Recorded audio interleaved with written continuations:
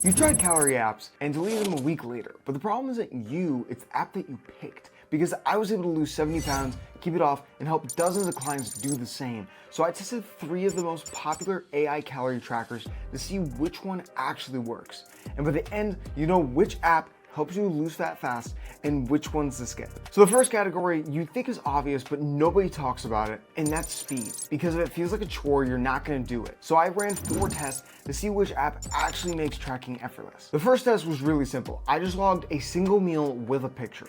And Calorie was very quick, just about 5-10 seconds. Welling took a little bit longer, but its chat function let me refine the results before logging, so it was a little bit slower but cleaner. And ChatGPT, just as fast as Calorie. So all apps have to get a point on this section. All right, so the next one is pre-logging for a full day because we don't want to spend our entire lives tracking our food. So for this day, I give each app a full day's worth of food with the voice recording feature to see if it could get everything that I was asking for. And when using each of these features, Calorie was the fastest, but only from a few seconds ahead. So a point goes for all of them again. But the third test is where the app started to bug out. And when it came to barcodes, all I did is that I gave one to each app where the barcode was easy to read and when it was hard to read. For ChatGPT, both times, it had no support for barcodes. It was better at looking at the image compared to the actual code itself, and that kind of caught me off guard. But for Welling, it nailed it. You could scan it, it has the exact item with the portion size adjustable before logging. And Calorie scanned it too, but it all logged a full serving.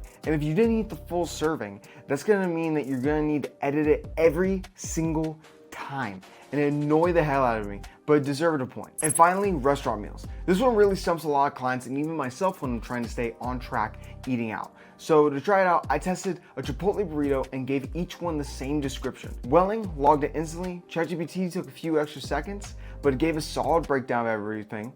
And Calorie was just as fast as Welling, almost instant numbers.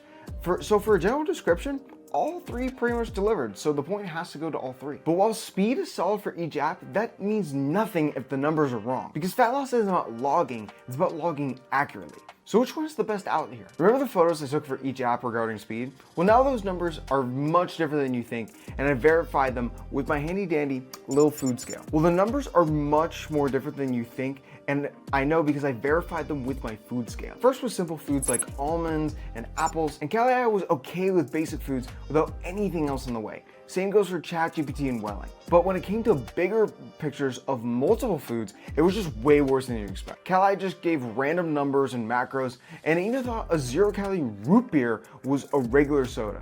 And also, how does it think an Alani energy drink is a LaCroix? Well, according to the owner, he actually pulls it up from GitHub databases, which for you guys, that basically just means you're doing a coin flip every time you're taking a picture of your food. ChatGPT was much better for the single foods and was way more accurate. And Welling was the closest overall since it matched super close to the food scale. So for all of these, I would have to give a point to Welling and ChatGPT. So the next one was not just simple foods or even multiple foods of single ingredients, but actually custom made foods. So I decided to give each app a picture of my Ninja Creamy pints because I love Ninja Creamies. I use these all the time, but for each of them, it was way worse than you could think. For Calorie, it guessed that it was a vanilla milkshake and never got it right, even when I did give it the context of the ingredients in the recipe. ChatGPT saw the picture and did all right. It definitely needs more detailed prompts. And while I did like this, I was curious if those estimates were actually true. Because after asking it a simple question not once, not twice, but 5 times, it gave slightly different variations every single time.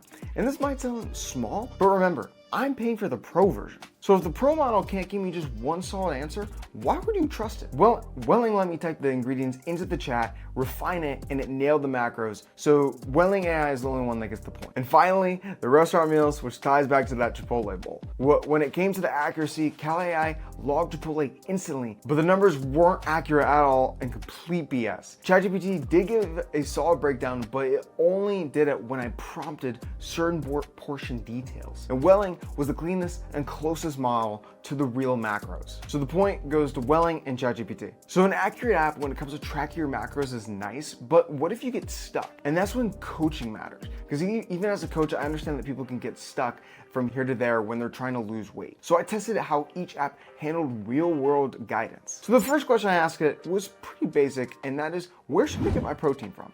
Calorie, of course, can give nothing because it's just numbers. It has no coaching feature, so it's just a sexy MyFitnessPal. ChatGPT did list solid options like animal proteins, plant proteins, and other balanced sources, but they were generic and they weren't really personalized. And this seems really simple, but this is the main reason why people can't lose weight, is because a lot of these AI apps don't have context to shape the suggestions. So Welling AI was able to ask for that context and give things like recipes and suggestions based off what I wanted. And if I was coaching my clients and they asked me this type of question, I would agree with what Welling said. And the next question was a little bit more complex. I said, I always crave dessert at night. What should I do? Because we all have those nighttime cravings, whether you're 50 pounds overweight or only just 5 pounds and need to lose that stubborn belly fat. ChatGPT just gave general strategies. It thinks that you're under eating, it suggests smart food swaps, and just basic advice on portion control. It's good, but it's pretty generic. Welling responded back with what most apps don't do. Don't fight your cravings, but instead you got to work with them. It suggested high protein desserts that hit my targets and gave instructions on how to make them. Although I recommend more personal strategies without just resorting to food and giving into your cravings, even if it is high protein, I do appreciate Welling being a lot more personal here. Then I asked something my clients tell me all the time when they start working with me. I haven't lost weight for 3 weeks. What should I do? ChatGPT jumped straight into just action steps. It just says audit your intake, adjust your deficit, manage recovery. And while the advice is good, it's missing one crucial aspect that Welling was able to do, is that it looked at my log history first and noticed I wasn't tracking consistently, and it told me I need to fix those before making any changes. And that's honestly what a real coach would do. I would not recommend to have my clients eat less unless if they're already doing the plan that they're set out to do. You need context first before giving advice, which in this case, ChatGPT doesn't have any. So the point has to go to Welling here. Now, this question is something that sounds simple, but can easily be answered wrong. I have a busy job and short lunches. What's realistic? ChatGPT obviously just recommends meal prep, repeatable go-to lunches, and a 10-meal rotation idea. And it's good advice, but it's pretty broad since it didn't ask anything for context once again.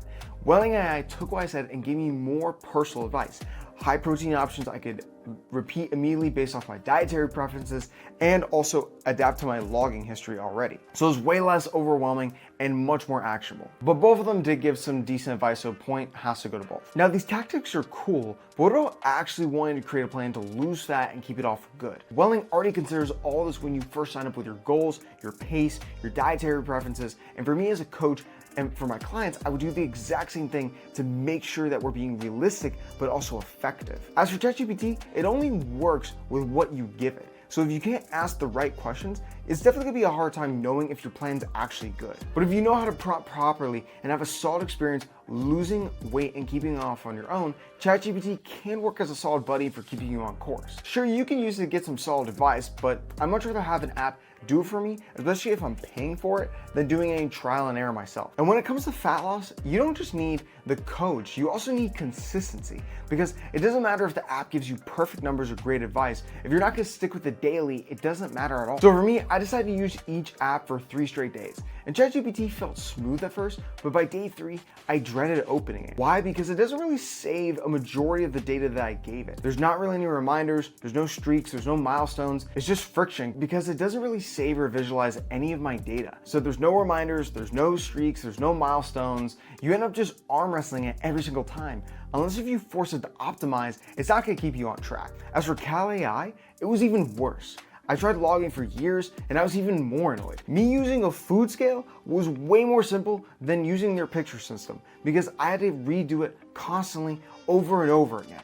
Yes, it can give reminders, but when the core system's broken, the notifications are just a complete pain in the butt. But for Welling, it was the only one that just felt sustainable because it felt like I was actually just chatting with a coach. It gave me streaks, reminders, and the progress milestones all within the right balance. There's not too many notifications, not too few, and everything was easy to see at a glance. And out of all 3, this is the only app that really wanted me to keep going. So Welling has to get the point for this one. So after 4 rounds of testing, only Welling was fast, accurate, and gave real coaching, and also just kept me consistent. And as someone as a coach, it would be the only one I recommend if you're serious about losing fat. Because with the right app, you could stop second guessing, stay consistent, and finally see the weight come off for good. And I do have to be honest that Welling did sponsor this video, but I only promote products that would genuinely help you out. Also, all the tests I did were completely real, and I didn't put one in favor of the other. So these are all the realistic results I personally experienced. If you're ready to stop guessing and actually lose fat, you could download Welling AI today by clicking the link in the description below. And you've seen which app can actually help you lose fat, but tools alone won't give you results. Most people still make one huge mistake that keeps the scale stuck even when they're tracking everything perfectly. In this video right here, I'll show you what that mistake is and how to fix it so your progress does not stall halfway to your goal. So I'll see you there in a second.